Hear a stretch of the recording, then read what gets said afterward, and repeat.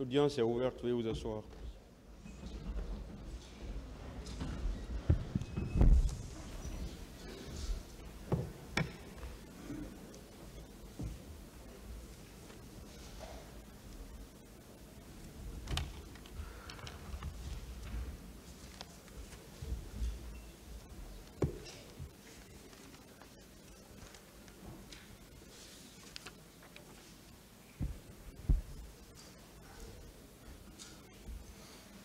Ministère public contre M. C.C. Raphaël Ava, M. Alpha Amadou Baldé, M. Marcel Guilavogui, M. Claude Pivi, M. Moussa Kiegoro Kamara, M. Ibrahim Kamaradi Kalonzo, M. Aboubakar Gakite Edi Toumba, M. Blaise Goumou, M. Moussa Dadis Kamara, M. Mamadou Aliou Keita, M. Abdoulaye Chérif Diaby, M. Paul Mansa Guilavogui. Le Parti civil, M. Ouribaï Loba et plusieurs autres. La Fédération internationale des ligues de droits de l'homme, FIDH. L'Organisation guinéenne de défense des droits de l'homme et du citoyen, OGDH. L'Association des parents, victimes et amis du 28 septembre 2009, AVIPA.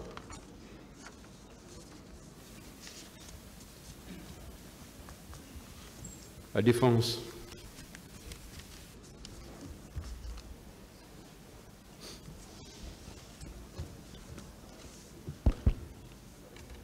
Merci, Monsieur le Président, Messieurs les assesseurs, honorables membres du tribunal. Monsieur le Président, pour la défense de colonel Abdoulaye Chérif Diaby, mes répliques tendant au rejet des réquisitions aux fins de réqualification des faits présentés par le parquet près de ce tribunal, j'ai eu à toucher 3 points essentiels. Le premier point, il s'agit des pages 41.6, page 42.11 de l'ordonnance de renvoi qui saisit votre auguste tribunal. Le deuxième point, Monsieur le Président, respectueux assesseurs, c'est les réquisitions elles-mêmes du parquet, notamment les pages 2.4, les pages 8.5. Le troisième point, Monsieur le Président, il s'agira de prouver et de présenter que la demande du parquet est sans objet, manque d'opportunité. Et naturellement, subsidiairement, je toucherai les dispositions des articles 378, 379 du Code de procédure pénale, relatifs à la compétence du tribunal de première instance en statuant en matière criminelle, en matière correctionnelle et en matière contraventionnelle. Alors, Monsieur le Président, après près de 17 mois de procès, votre tribunal, à la toute première audience, avait interrogé mon client sur les faits qui lui sont reprochés dans l'ordonnance de renvoi en date du 28 décembre 2017. Dans le dispositif de cette ordonnance, il est clairement mentionné à la page 41.6 que mon client est poursuivi pour des faits de coups et blessures volontaires. À la page 42.11, que colonel Abdoulaye Chérif Diaby est poursuivi pour des faits de non-assistance à personne en danger, l'abstention délictueuse. Alors, ces deux types d'infractions, notamment coups et blessures volontaires et la non-assistance à personne en danger, sont prévus et punis par les dispositions des articles 239 pour ce qui est de coups et blessures volontaires, 297 et 298 pour ce qui est, n'est-ce pas, de non-assistance à personne en danger. Mais vous conviendrez avec moi que l'ensemble de ces infractions, je le dis sous le contrôle de toutes les parties prenantes à ce procès, que ces infractions sont des délits. Ce sont des délits. en savoir davantage que ce sont des délits, la peine maximale qui est prévue par ces infractions, c'est 5 ans. L'amende avoisine entre 500 000 et 5 millions de francs guinéens. Vous allez vous poser la question de savoir ces infractions peuvent-elles être rangées ou assimilées aux infractions de crimes contre l'humanité, au point d'en demander à votre juridiction ici, Monsieur le Président, de requalifier ces faits en crimes contre l'humanité. C'est excessivement grave. C'est excessivement grave.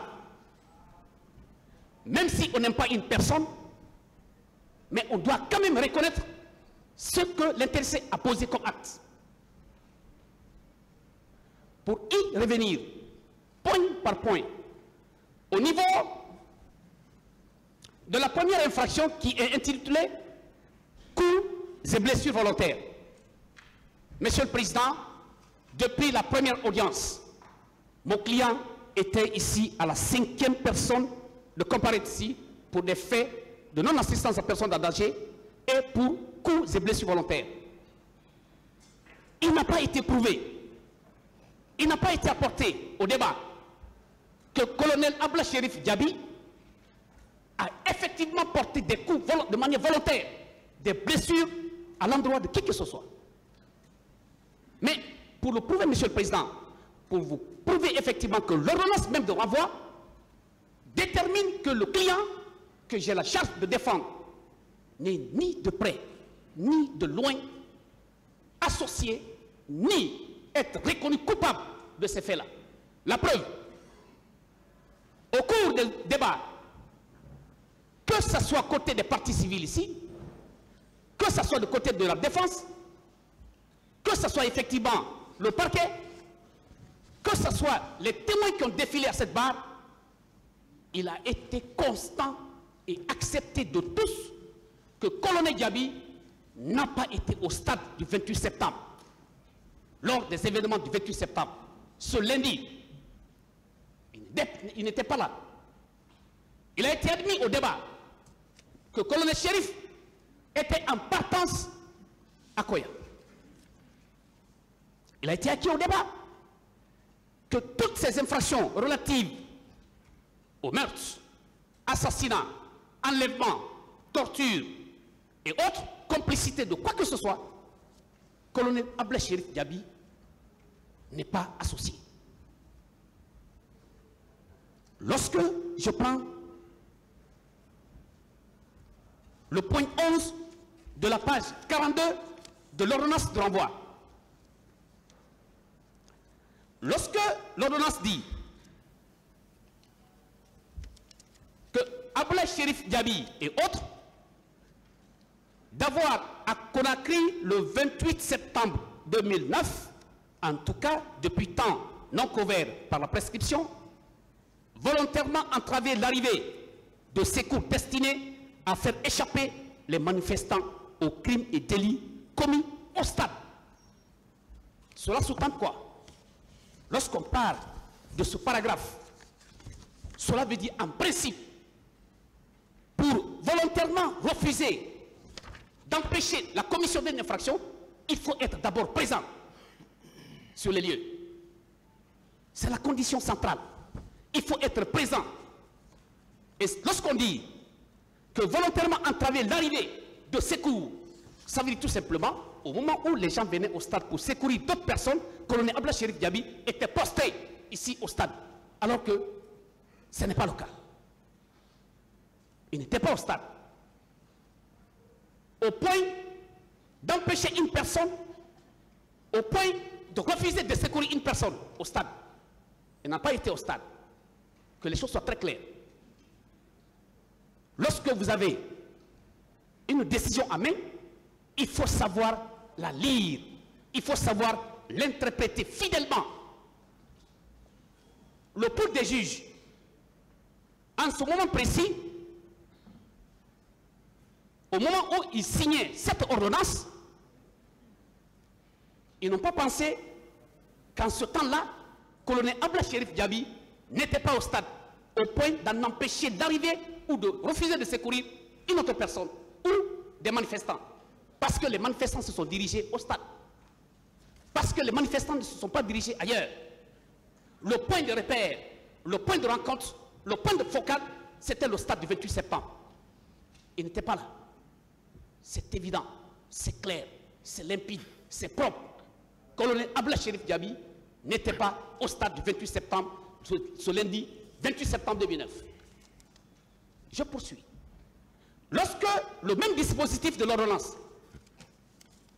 dit de s'être dans les mêmes circonstances de lieu et de temps, volontairement abstenus d'empêcher par leur action immédiate, sans risque pour eux et pour les tiers, la commission des crimes sur les manifestants au stade du 28 septembre. Sur les manifestants au stade du 28 septembre. Ce qui veut dire tout simplement que ces manifestants en ce moment précis n'étaient pas encore sous le feu, n'étaient pas encore en face d'un danger. Et où? Au stade. Alors que Colonel Diaby n'était pas au stade ce lundi-là.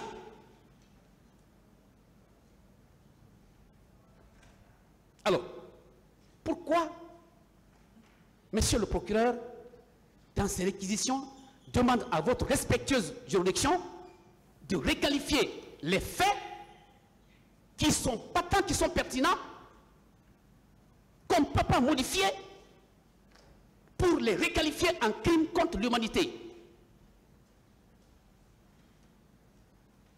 Ça, c'est complètement passé à côté de la plaque. En plus, par rapport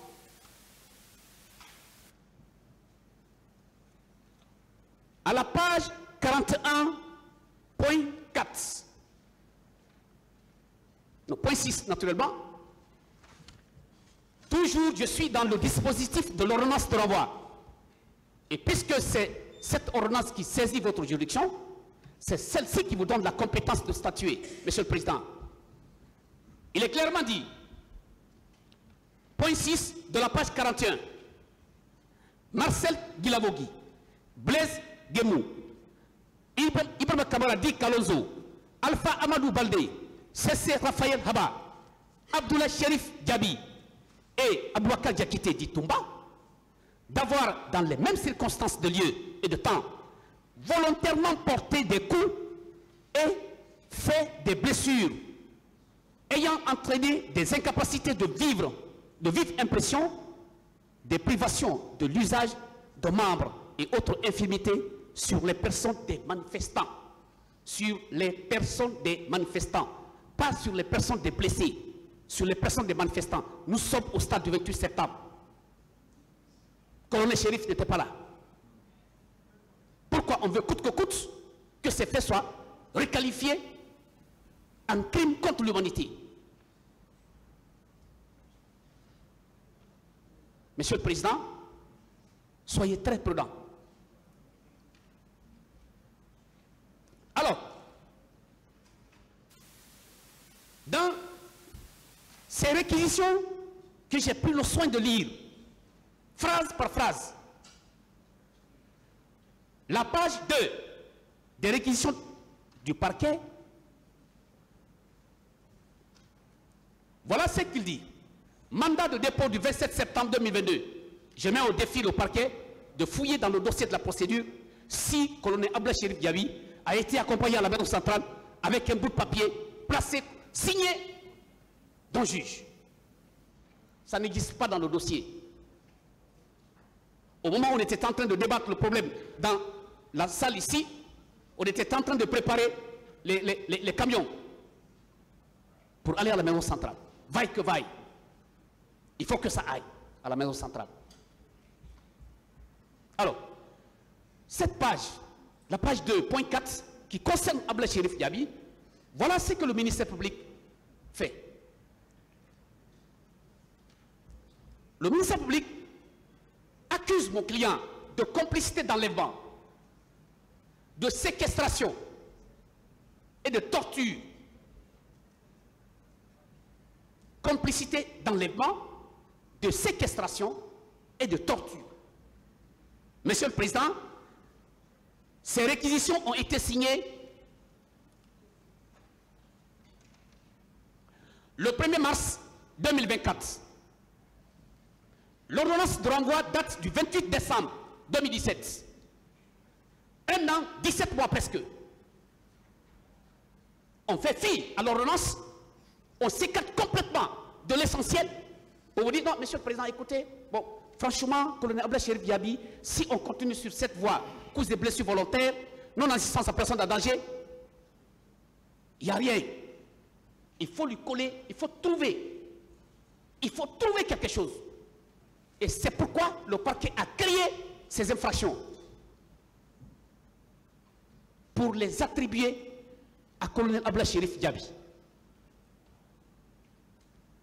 Alors, je me demande sur quelle base juridique que le tribunal va statuer pour dire oui, je requalifie les faits contenus dans l'ordonnance de renvoi qui me saisit, qui me donne la compétence de statuer dans cette affaire. Non, ces faits ne doivent pas être pris en considération. Plutôt, je prends en considération des faits de séquestration arbitraire